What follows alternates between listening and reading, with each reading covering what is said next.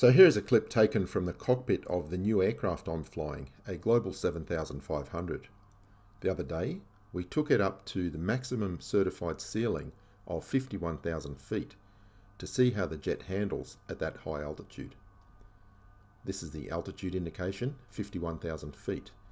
We were cruising at Mach 0.85, which is 85% of the speed of sound. And that was giving us a true airspeed of 482 knots.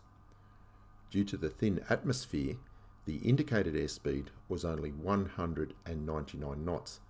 So the cruise was extremely quiet. There was very little wind noise. The true airspeed is the speed at which the aircraft is passing the air molecules in the atmosphere. The indicated airspeed is a measure of how much dynamic pressure is being experienced by the aircraft. So the indications we're seeing here on the speed tape are quite impressive to a jet pilot, and I'll explain why. The aircraft is cruising at Mach 0.85. This red tape indicates the maximum operating limit, and as you can see, it is greater than Mach 0.92. There is a similar red tape at the bottom that will appear when we approach the aircraft stall speed. You can see at 51,000 feet and Mach 0.85, that lower red tape is not even visible. So that means this aircraft has a very wide speed envelope at this high altitude. And what this means is that the aircraft is very well designed for high altitude flight. At 51,000 feet, we can comfortably cruise at Mach 0.85. We could even go faster, and there is no sign of the low speed queue. As a comparison, in the previous Global Express, we could not cruise at Mach 0.85 at this altitude. We would have to slow down slightly. This high speed limit would be much closer to the actual cruise speed, and the low speed tape would also be visible. It would look more like this. This is a representation from a different type of aircraft, but here we can see the high speed limit and the low speed limit are both visible. And the higher we go, the closer they get to each other. And that is what they call coffin corner. At high altitudes, you have a very limited speed range. If you go too fast, you experience high speed Mach buffet, and if you go too slow, the aircraft will stall. Not really a problem in the 7500. We're not even close to either limit.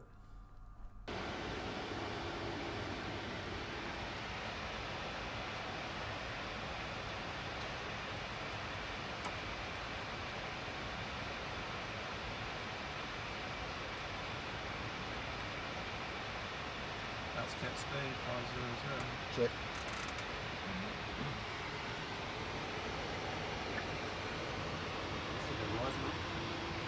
Can I see it? Not quite, yeah. For some reason, flat earthers still enjoy showing us how little they understand about international aviation law and flight paths in general. This is a recent video produced by flat earthers claiming that airplane routes only make sense on a flat earth. When you understand cabotage laws and you analyse the flight paths correctly, quite the opposite is true. So when flat earthers claim that flight paths don't make sense on a globe, it is because they don't understand how cabotage laws work and the 5 freedoms of aviation. I have addressed these in detail on my channel in the past, but in a nutshell, these laws dictate which airlines can fly which routes around the world. Cabotage laws are the reason you cannot take a Qantas aircraft from Miami, Florida to Wichita, Kansas. For the same reason, you cannot fly United Airlines from Sydney, Australia to Darwin, Australia. It is not a difficult concept to understand. An airline based in Australia or the USA is permitted to fly passengers non-stop between Australia and the US. An airline that is not based in either of those two countries cannot make that non-stop flight. For example, if you wanted to fly from Australia to the United States with Japan Airlines, you would have to route through Japan, and the flight might go Melbourne, Tokyo, and then on to the United States. that is dictated purely by cabotage laws. Japan Airlines is not permitted to fly Sydney to Los Angeles non-stop. Even though that would make perfect sense on the globe, it would breach cabotage laws, and that is the reason they don't do it. And this is how the flat earth argument usually goes. On a flight from Rio, Brazil to Cape Town, Africa, the shortest route on a globe would be that straight line. If you were flying in a private jet, you could do that because we are not bound by cabotage laws. But if you book the ticket with British Airways, you would have to stage through London. So the flight would go from Rio to London, refuel, and then continue down to Cape Town, Africa. It makes no sense geographically, I agree with that, but if you understand cabotage laws, it makes perfect sense. And this is one of the reasons that people own private jets. You don't have to worry about airline schedules, and you are not limited by cabotage laws.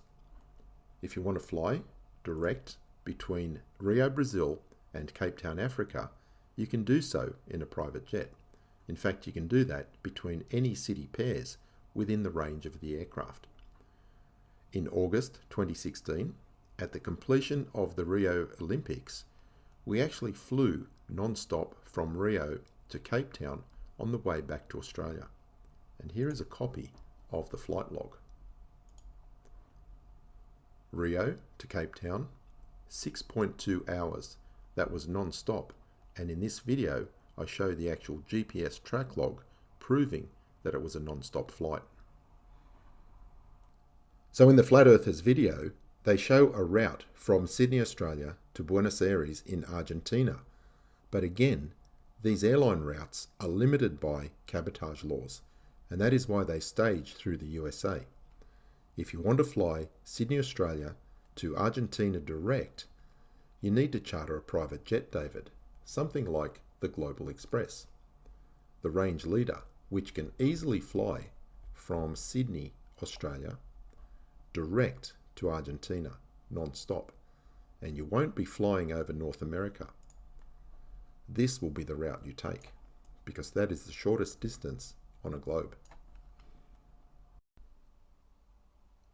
One part in this video that really made me laugh is when David claims that most pilots know the Earth is flat, but they are afraid to talk about it because they might lose their jobs. Let's have a listen. Programs.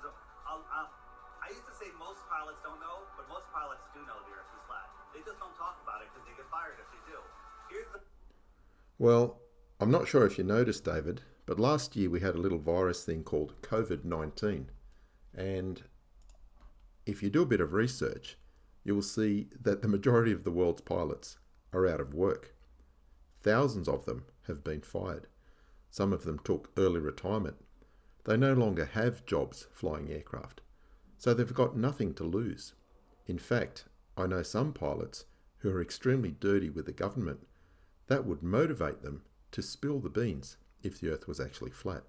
So where are all these pilots? Why are they not doing that? They don't have jobs. They have nothing to lose. I think you might need to go and rethink that one again, David. One of the great features about the avionics in the new aircraft is the excellent graphical representation of the route in Display Unit 4.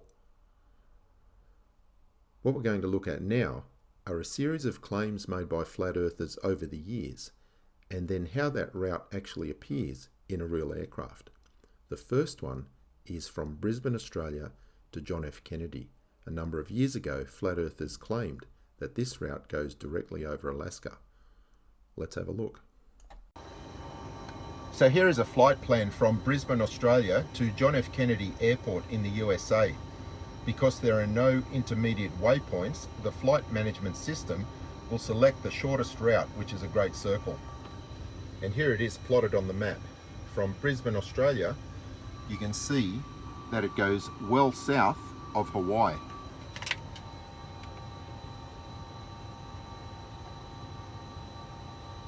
If we scroll across to New York, you can see that the flight path is nowhere near Alaska. It is south of Hawaii.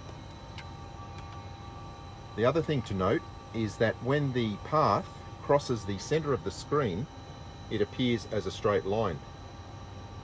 When we move it to the top of the screen, it curves to the right. Moving it to the lower part of the screen, it curves to the left. And that is just confirmation that the flight management system is actually using a globe to plot the actual flight path. So here is the route plotted on Google Earth from Brisbane to New York.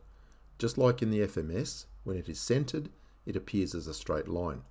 When we move the route up, it appears curved to the right, and when we move it down, it appears to curve to the left. That is because the flight management system in the aircraft is using a globe to depict the flight path.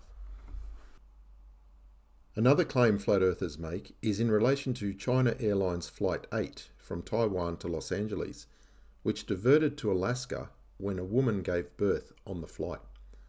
Flat earthers claim that Hawaii would have been a better option on a globe, but again, this is not the case. Let's see what it looks like in a real aircraft. So here is a flight plan from Taiwan to Los Angeles in the USA. Many years ago, an aircraft flying this route diverted to Alaska when a woman had a baby on board the aircraft. The flat earthers sometimes ask why they did not divert to Hawaii. When you plot this route on the globe, you can see that Alaska is closer than Hawaii. This is Hawaii down here, and Anchorage is just up here.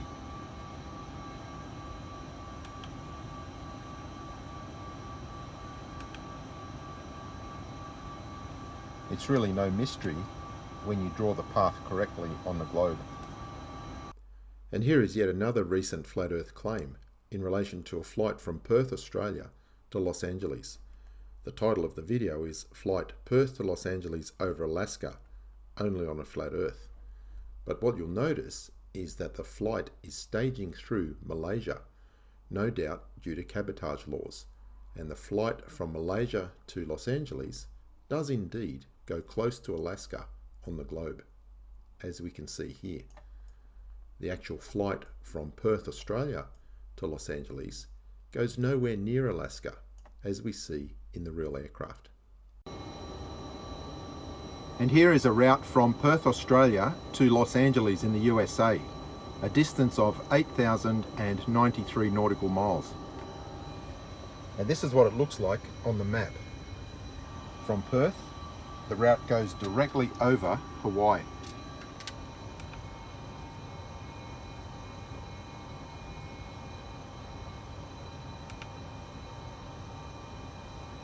And again, is not even close to Alaska. Remember, the flight management system will choose the shortest distance between any two waypoints. I only have Perth and Los Angeles in there, so it's going to plot a great circle path between those two airports. And remember, flat earthers, this is a real aircraft, a long-range business jet. You can't use beach balls and crayons to compete with this. So it's not looking good for you, is it, David? You clearly have a poor understanding of international aviation law and flight paths in general. When I tried to explain it to you on your own channel, you deleted my comments and you blocked me. When I try to engage you on other channels, you delete your own comments and you run away. In fact, you're well known for running away any time one of us tries to engage you. Come to my channel, we can discuss flight paths. I will explain to you the many factors that need to be considered when choosing a diversion airfield, and hopefully you'll learn something and stop making these rookie mistakes.